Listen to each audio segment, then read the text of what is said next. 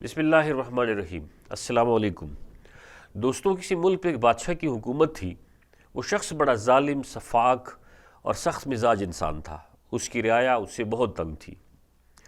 اس کی جب موت کا وقت قریب آیا تو اس نے اپنی والدہ کو بلایا اور اپنی والدہ سے ہم کلام ہوا اور کہنے لگا کہ اے والدہ، آپ کو پتہ ہے کہ میں انتہائی ظالم انسان ہوں۔ میں نے لوگوں کے ساتھ بہت ظلم کیے ہیں، بے تحاشا لوگوں کو قتل کروایا ہے، لیکن اگر قیامت کے دن اللہ تعالیٰ آپ کے ہاتھ پہ میرا اختیار دے دے کہ میری قسمت کا فیصلہ آپ کر لیں تو آپ میری قسمت کا کیا فیصلہ فرمائیں گی؟ اس کی والدہ نے اس کا ماتھا چھوما اور کہا کہ بیٹا، میں یہ کیسے کر سکتی ہوں کہ میں اپنی آنکھوں کے سامنے آپ کو آگ میں جھونک دوں اور آپ کو جلتا ہوا دیکھوں؟ یقیناً میرا فیصلہ آپ کے حق میں ہوگا۔ بادشاہ مسکرایا اور کہا کہ اگر اللہ تعالیٰ مجھے قیامت کے دن یہ اختیار دے کہ اپنا فیصلہ اپنی ماں سے کروانا ہے یا مجھ سے کروانا ہے تو میں تب بھی آپ سے فیصلہ نہ کرواؤں اور اللہ تعالیٰ سے کروں۔ اس کی والدہ بڑی حیران ہوئی اور پوچھا کہ وہ کیسے؟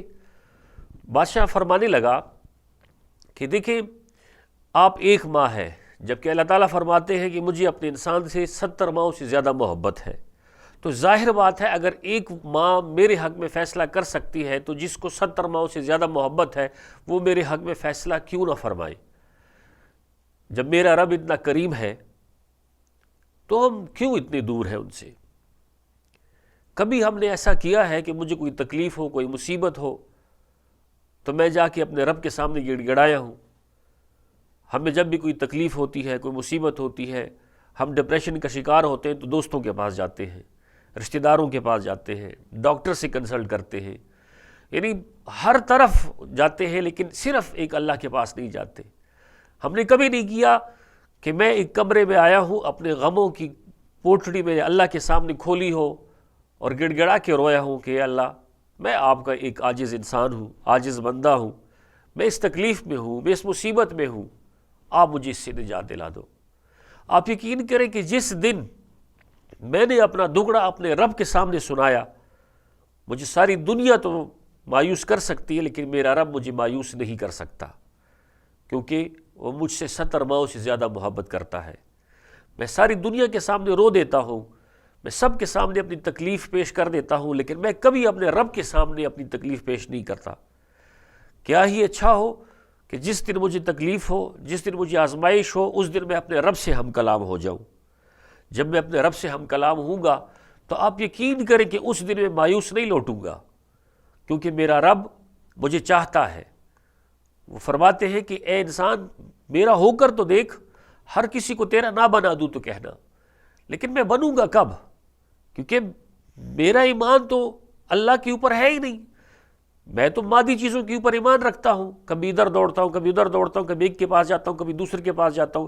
کبھی ایسا ہوا ہے کہ میں اپنے رب کے سامنے گیا ہوں اور اس کو دوست مان کے کہا ہو کہ یا اللہ، میں آپ کا بندہ ہوں، یہ تکلیف ہے۔ آپ یقین کریں آپ مایوس نہیں لوٹیں گے۔ آپ یہ دیکھیں، حضرت یوسف علیہ السلام کنویں میں تھے لیکن مصر کے بادشاہ بنا دیے گئے۔ حضرت موسیٰ علیہ السلام کے لیے راستہ دریا میں بنتا ہے۔ حضرت ابراہیم علیہ السلام اپنے بیٹے کو ذبح کرتے ہیں اور جنت سے بکرا آتا ہے۔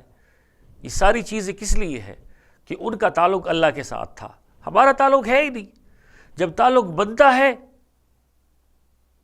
تو آگے اس کے مطابق فیصلے آتے ہیں۔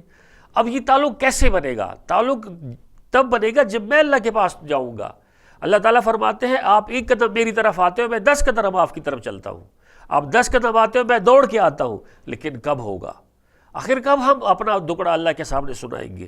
کب میں اللہ کو دوست بناؤں گا؟ آپ یقین کریں کہ جس دن ہم نے اللہ کو دوست بنایا، میری ساری تکلیفیں آزمائشیں ختم ہو جائیں گی۔ لیکن یہ ہوگا کب؟ میں ذاتی طور پر اس کا تجربہ کر چکا ہوں۔ میرے اوپر جب بھی آزمائش آئی، تکلیف آئی ہے، پہلے انسانوں کی طرح میں بھی ایک انسان ہوں، میں یہی دوستوں کے ساتھ ڈسکس کیا، رشتہ داروں کے ساتھ ڈسکس کیا، لیکن جس دن سے اس فارمولے پہ عمل شروع کیا کہ جب بھی تکلیف ہوئی، جب بھی آزمائش آئی، صرف اللہ کے سامنے اپنا دکڑا سنایا، کسی انسان کے سامنے نہیں، میں ہمیشہ سرخرو ہوا ہوں۔ یہ میرا ذاتی تجربہ ہے۔ یہ ٹاپک آپ سے ڈسکس کرنے کا مقصد بھی یہی ہے کہ ہم صرف اللہ کی طرف جائیں، کسی اور کے سامنے دکڑا نہ سنائیں۔ آپ یقین کریں آپ سرخرو ہوں گے۔